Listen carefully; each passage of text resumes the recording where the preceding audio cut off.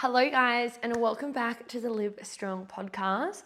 I'm representing in the podcast, if you're watching on the YouTubes today, in my brand new Live Strong crop. Sorry, everyone, it's one of a kind.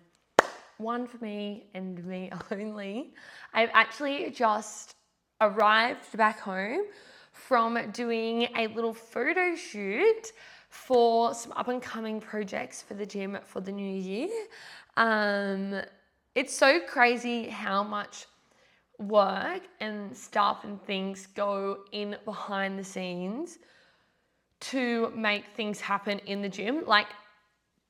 Running a business is somewhat just like an insane project of like puzzle pieces putting together to get a successful outcome and a successful business and, successful sales essentially. So yes, I've just done a photo shoot for the end of January. So the plans are in place, team. I tell you what. But if you're new here, guys, my name's Olivia. I am the podcast host, obviously.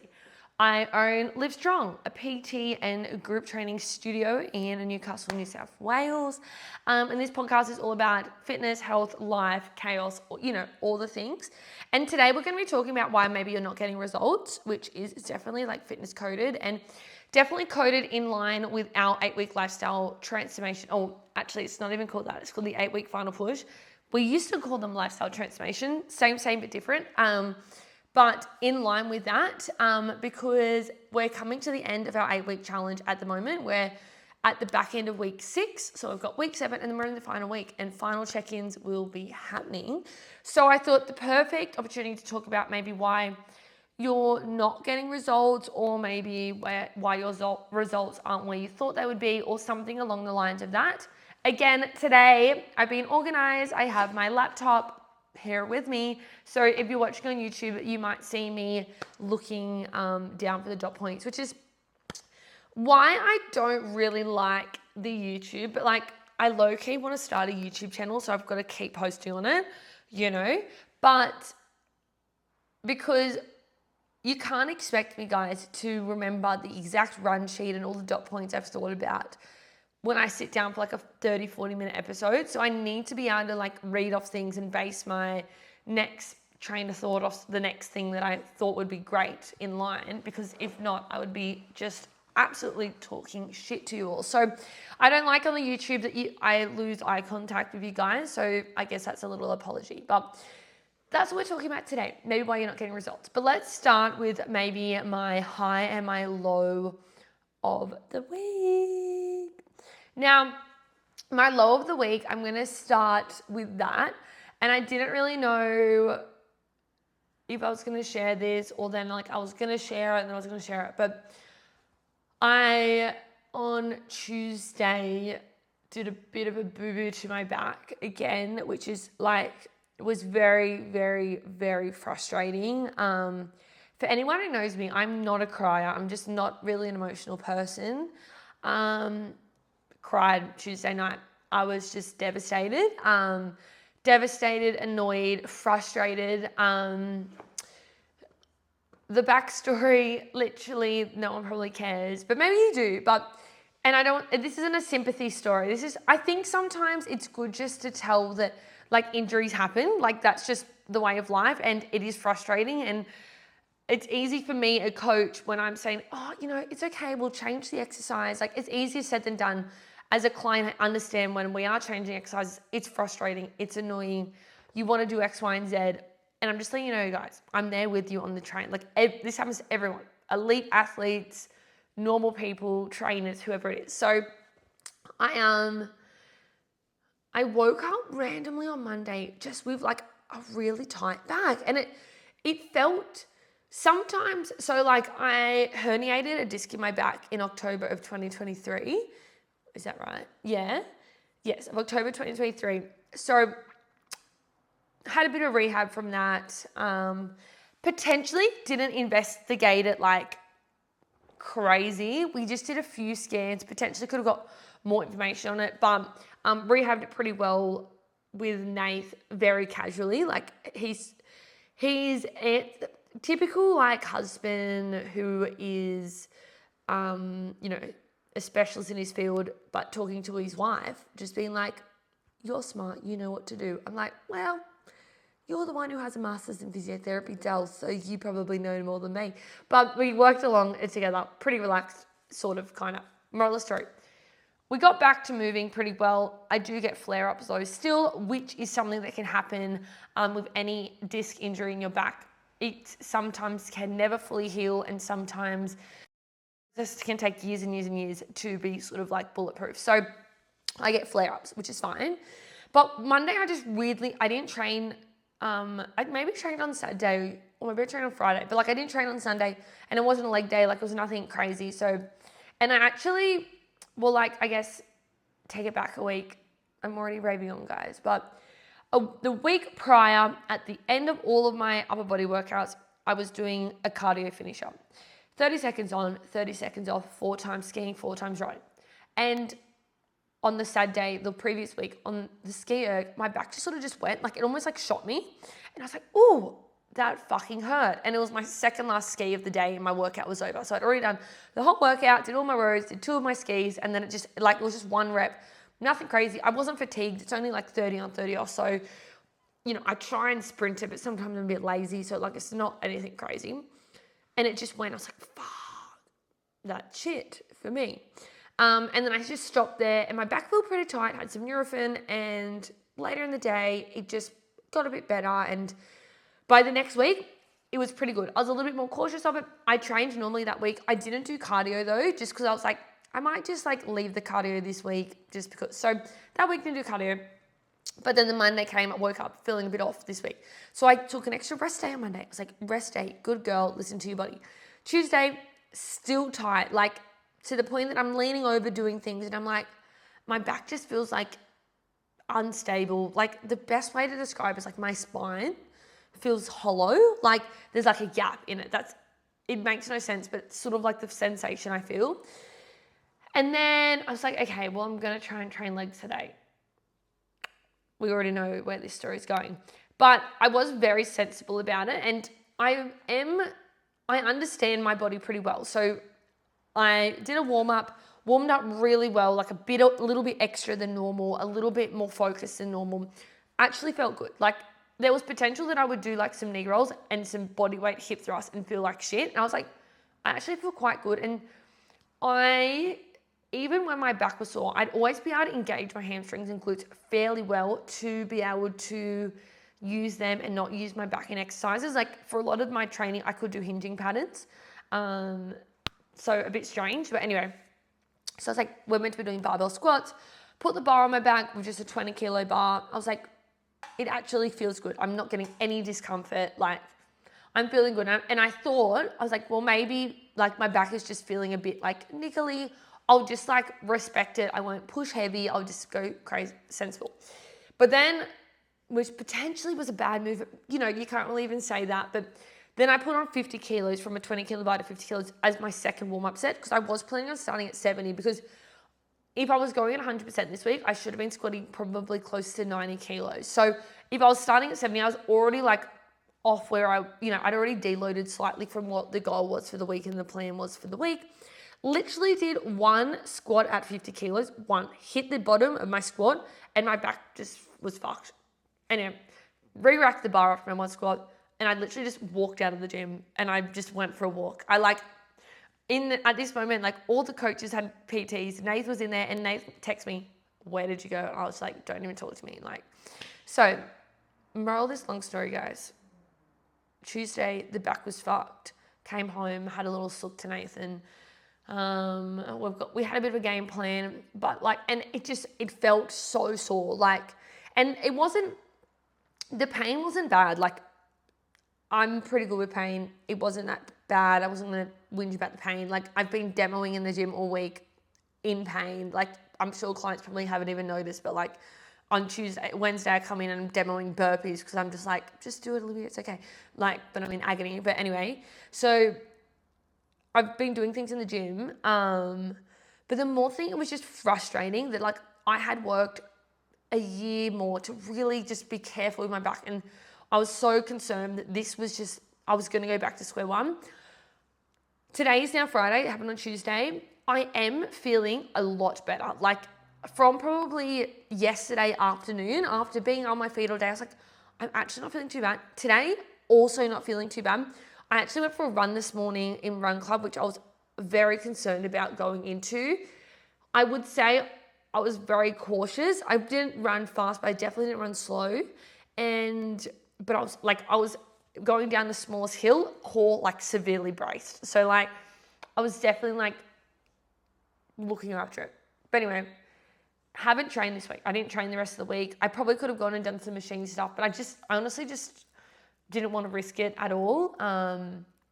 Next week I'll go back to training, but like, let's be real. I'm not going to squat 110 kilos in 4 weeks time. Like, even if I could, like my risk of hurting my back now is too high, and I'm about to go snowboarding for 3 weeks. Like I just can't risk it. So I've had this video of me just crying that I think I'm going to post on Instagram to be like, my goal for the year, end of the year is over. Pretty much it. And like weirdly, something that's really hurting is like, well, not weirdly, but lying flat. So like even benching, like lying is like probably one of the worst things at the moment. So like my sleep has been terrible.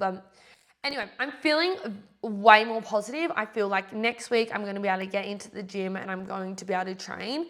And I actually think I'll be able to, maybe not next week, again, I need to respect it, but I actually think I'll be able to go back to like decent weight fairly soon on exercises that feel good. So it's just really frustrating in the end because, again, I've worked really hard to get my back to be quite strong, and I think this year's training hasn't helped because I've done so much functional work and probably not enough strength work and, you know, a few weaknesses here and there. Anyway, I don't need to keep raving on you. Moral story, that was my shit show. But I guess on hindsight, my positive thing of the week is that I do think it's improving and I do think it's okay. So I'm feeling a lot better today. And like I just said, I had a photo shoot today where I had to perform some exercises. Like I said, I haven't trained all day and I was like, oh my God, I was very mindful. I moved like very mild load and I picked all exercises I knew I was going to be comfortable with. Would I say I didn't feel my back? No, I still felt it, but could I do it? Yes. So like, that's my win. That's my negative. That's a win. Big slate.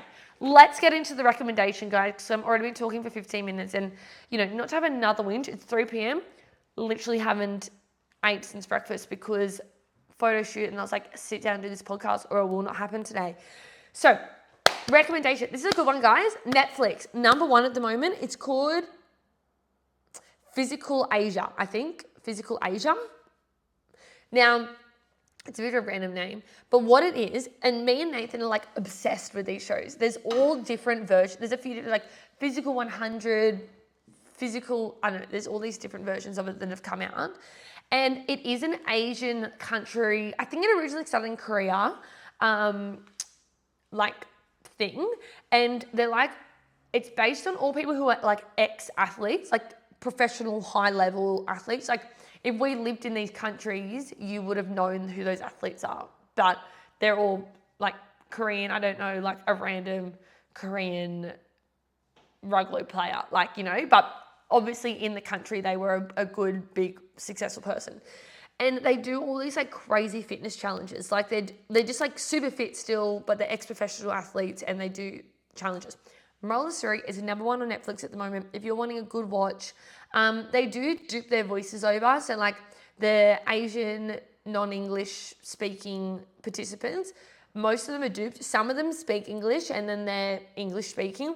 But this one, where it's Physical Asia, it's all different countries and Australia's actually in it. And we've got like a few really good people in it. And like a lot of people might recognize some of the faces. So it's actually a really good watch. So that's my recommendation for the week if you're wanting a fitness related thing to watch, I guess. Anyway, let's get into today's episode, guys. We're going to go straight into her. So at every point of someone's fitness journey, right, we get that frustrating feeling when you feel like putting the work, but you're not seeing the progress that you want. Like, you're like, why is nothing happening? Now, I'm going to sort of break this into 4 little topics. And again, I'm not going to try to keep this episode super long for us all. So if you want to listen in, turn it up because we're about to get moving and grooving, people. Now, I'm going to break it up to the 4 different goals that we put our clients in for this challenge, because for the challenge, everyone sort of got funneled into a different goal group. There was the losing body fat group, increasing muscle mass, improving performance, and then changing like lifestyle habits. So they were the 4 different groups, and everyone got education and guidance based on their goal outcome. But yeah, we want to know maybe what you could have been doing different, because sometimes, yeah, you are training hard and you're tracking your food and you feel like you are staying consistent, but then you look at yourself in the mirror and maybe you're the same, or you're stuck at certain weights or whatever it is. But lack of progress doesn't always mean a lack of effort. Maybe your game plan just needs to change, right? So starting off with losing body fat, which is something that a lot of people have as a goal at some point in their life. So a few little tidbits as to maybe why you're not losing body fat when you feel like you're putting in the work. The first one is that you're eating healthy, but you're not eating in a calorie deficit. So a calorie deficit means that you are inputting or eating or putting in your body less energy than you are exerting. Now, that exerting energy comes in lots of different forms. It comes just from like your body functioning as normal. It comes from exercise. It comes from doing day-to-day tasks like walking to the fridge. It goes from your body burning, your body digesting food burns calories. Like all these things is what sort of comes into what your energy is for your body. But sometimes people are thinking that they're eating to lose body fat, but maybe they're not in a calorie deficit, and you just can't do it unless you are eating in a calorie deficit. And that might mean that you are tracking your macros, which is what our challenge people are doing, because especially in a group setting, I think it's a lot easier to be a lot more specific, especially just learning, like, what does that food look like for me to be eating in a calorie deficit? And then, maybe you stop tracking, but maybe you have more of an idea of what that's going to look like. And maybe you don't want to track. Maybe even you just try tracking for a day or two just to see what your calories end up like. Because again, people sometimes think they're eating healthy, especially those foods in the health food section. A lot of them can be misleading and mismarketed that they're actually really high in calories, and maybe you're eating more calories than you think in the day. The second thing is that you're just not being patient enough. So your body needs time to adjust. Think about how long it may have taken you to put on that body fat. Well, it's going to take longer than that to, or at least that time to get rid of that body fat, really, when we think about it. So a lot of people expect visible results like straight away, or, within 2 weeks, or, in a really short period of time. But true fat loss takes consistency over time. And if you've been in a deficit for 3 to 4 weeks and your weight hasn't moved at all, well, maybe we need to reassess the plan. Maybe we need to reassess your training and your energy expenditure, and we need to reassess your energy intake. But then we also maybe need to assess, why I keep saying the wrong word, your consistency and your compliancy, because again, sort of going back to the top point, people think that they are eating a calorie deficit, but they're not tracking all the things they're eating, or like people say the term like licks, sucks and bites, like all of those little extra licks and sucks and bites that you have throughout the day. Like maybe you're making your kids food and the next minute you just had a few little spoonfuls of their dinner. Well, if you do that with every meal, you never know, you may have had 500 calories extra for the day, whatever it is. So we either need to change the plan, or maybe we need to be a little bit more patient with the plan as well. And another little thing, that's maybe why you're not seeing results, is that you're overtraining or you're under recovering. A really big one, which people don't really think about, but like stress into the body, stress is like an inflammation, it's going to cause inflammation in the body, and an inflammation result, that's not the word I'm looking for. Whatever, you're going to get inflammation. When our body is inflamed, and our body is trying to successfully stop that from happening, because your body doesn't enjoy that, right? It doesn't enjoy being stressed, doesn't enjoy that state. It's not going to be working towards losing the body fat. It's going to be working towards reducing that stress. So if we're under recovered and we are overtraining and our stress is high, maybe we're having poor sleep, maybe we're just literally not giving ourselves enough time to recover before we have our cortisol levels risen again in a training session, our body may hold on to water. Our body just may not want to lose the body fat. So it's a simple thing that a lot of people miss. And sometimes people just think that, training and nutrition is all that it takes, but it is a whole holistic health approach to lose body fat as well. And the last one is that maybe your body just isn't ready to lose body fat. Now, I mean this in the sense that, especially with females, not a lot of people, but the amount of people that I've worked with over the years, I've seen a good amount of girls who have, in the end, had some form of health reason why they are not losing body fat. And this isn't everyone. This is not everyone, okay? But the most evident one is hormonal issues, like hormonal issues causing you to gain weight or your body not to lose weight. There's people who have insulin issues. Again, it's going to make it really hard for you to lose weight. But also there could be anything happening in your body. So if you are doing all the things, you're doing the nutrition, you're doing the food, you're doing sleep, stress, water, steps, all the things, but we're still not losing body fat, we need to sort of maybe think about what is our health doing in general and how long has it been since you've gone to a GP and got a blood test and sort of got a checkup to ensure that you are doing the right things for your health as well. So fat loss isn't just about eating less and moving more, as hopefully that sort of made sense there. But it's about the whole picture. It's about eating smarter, training properly, managing stress, looking after yourself, so that your body feels safe, so that it can let go of that stored body fat, right? So that's our quick summary. We're sort of just doing quick summaries today because I've already talked for 22 minutes, haven't I? Just a little bit already. The next one was increasing muscle mass, which is hard, I know. But if your goal is to build muscle mass and you're not seeing shape, you're not seeing any sort of build happening, the first thing could be, probably the most evident one, is that you're not eating enough. People don't understand how much food it takes to increase muscle mass and not just increase body fat.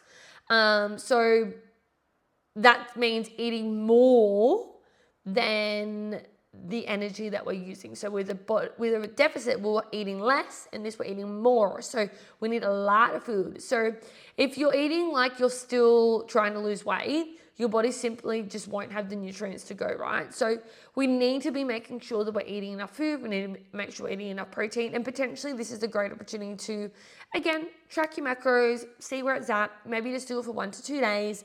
And then after you've tracked your macros and you've figured out what that looks like for you, then maybe you have a bit more of an understanding of what your calories need to be. Next one is that you're not progressively overloading in the gym, which is something we talk about all the time at Livestrong. Because doing the same thing every single time is not going to get different outcomes, right? So we need to be challenging ourselves to grow. We need to be adding that stimulus into our muscles and that demand into our muscles to actually grow. So that could be increasing weight. It could be adding more reps. It could be having better range of motion. It could be doing the exercise better, adding a pause, whatever it is. But we need to be doing more. And like in line with that as well, like we need to be training just hard enough in general. Like you need to be training like you're trying to make some muscle on that body, not just going through the motions. So nutrition is one part, but training is probably as important. Where losing body fat, the deficit is probably the most important thing. The training is going to help that deficit happen, but with gaining muscle mass, if that training isn't there, it won't happen, okay? And then the last thing is that you're maybe skipping your recovery, which sort of goes in line with our overtraining and under recovering from before. But muscle doesn't actually grow in your session, guys. It grows when you rest. You've heard this before. When we're sleeping, our body is doing so much work. So if you're training hard, 4, 5, 6 days a week, you're sleeping 5 hours, you're skipping meals, you're, training back-to-back days maybe, or training 2 days, maybe you're adding in runs in between or whatever. your body's not going to have the chance to repair and rebuild, right? So you need to allocate enough time between your days to recover. 48 hours, it can take up to 48 hours. Maybe not that long, but definitely a day, maybe 48 hours for that specific muscle group to recover. So building muscle obviously takes patience. So you need to be chasing that progression and the consistency as well, like all the time showing up ready to do the things, not just showing up and seeing what happens, you know? Now, our third goal is improving performance. So performance can mean anything from lifting heavier, running faster, having better endurance, or just feeling stronger in your sessions, like a little bit more vague. So first reason why maybe you're not getting results is that you're not training hard, you're not training smart. Maybe you feel like you're training hard, but you're not training smart. And this is sometimes hard when people are trying to do too much stuff. They're trying to run, they're doing Pilates, they're trying to do strength training, they're trying to do cardio, they're trying to do all the things. So more isn't always better. Most of the time, more is actually worse. So if you're going all out every session and you're training, maybe overtraining, you're training too much, putting eggs in too many baskets, your body will never get the chance to adapt and improve. So it's important that you're following a structure with a specific outcome in mind, so that you can, consider your sessions, consider your recovery time, and consider, I guess, your goals week to week as well with your sessions. What is the outcome meant to be? You're not fueling your workouts properly. So maybe you're under eating, maybe you're just not giving yourself enough carbs for your session to go. We really need to make sure that we've got enough energy in the tank to give those sessions 110%, because if we can't give them 110%, how do we expect to get results, right? So making sure that you're having those pre-training meals and you're having a meal, within an hour after your session. And your whole day is nourishing your body and respecting your body and fueling your body, and not because you hate your body or because you're, we need to make sure we're doing those things and we're not just eating whatever, because it all adds up in terms of our performance as well. And the last thing is that you could maybe not tracking your progress, because how do you know that you're getting results if you're not, if you don't have a game plan and if you're not progressing along that game plan as well? So it's really important that you are tracking your weights and you are following a plan and you are making sure that progression is happening. Much like when we were talking about the progressive overload, we don't know we're doing those things if we don't have the data to prove it. So progress in performance is about building resilience and consistency. You don't have to be chasing perfection. You've just got to be chasing progress and sort of ticking off the boxes every single day to get to that end result. Now, guys, our last one, I don't know why we're doing American accents today, but we just are, aren't we? Changing lifestyle, so lifestyle habits. So this is a bit more vague, obviously, but this is probably the most underrated but most important goal of all, because this is what leads to all of those other goals happening. If you don't have the lifestyle habits in place, you can't be losing body fat, you can't be gaining muscle mass, and you can't be having great results in the gym. This is what is longevity. This is what the longevity comes from, is from having these habits in place. So if you're not seeing progress in your lifestyle, meaning your consistency, effort, energy, confidence, routine, what could be happening is that you're trying to change everything at once, the all-in approach, which I talk about all too often, and that just leads to burnout. That's not consistent. You can't do that for a long time. So it means that you're trying to be well, I can do all these things and I can be this person, but in the end, you need to be you, and you need to adapt to, I guess, the person you want to be. You're not just completely going to flip a 180 switch or whatever the saying is, right? So you're not going to be able to maintain it. You need to focus on one change at a time, and those small little 1%ers, they always add up in the end. Maybe you're focused too much on the scales. When we're trying to improve in our lifestyle, and improving your lifestyle for a lot of people will mean that they may lose body fat, depending on who you are and what your physique is at the moment. But progress isn't just the weight. Like, we can become fitter, stronger, healthier, happier by measuring other means as well. Like, our energy levels can improve, our mindset, our mood, our confidence, and our gym performance. Like, all these things is still progress, especially when we're focusing on building quality habits for ourselves. So when you start noticing these wins, motivation comes. Like, when you actually recognize yourself for achieving something that isn't just about the scales, because the scales tells us jack shit. Jack bloody shit. And this last one is that you're comparing your journey to other people. Like, you're thinking that you're not doing the right thing. You know, maybe your coach or us at Live Strong, we're telling you to, focus on your sleep, focus on your stress, and get 3 sessions in a week. But then you see people doing all these crazy things like 4 a.m. wake up so they can do sunrise walks, and they're doing, Pilates twice a week. I don't know, whatever they're doing, all these extra things. And you're comparing your life to their life when you're not them, your day-to-day isn't them, and comparison is only going to kill your progress. Like, it is not going to do anything good, but kill your progress. So it's your body, your lifestyle, your stresses, they're all completely different. Like, you are no one else. No one else can step in your shoes.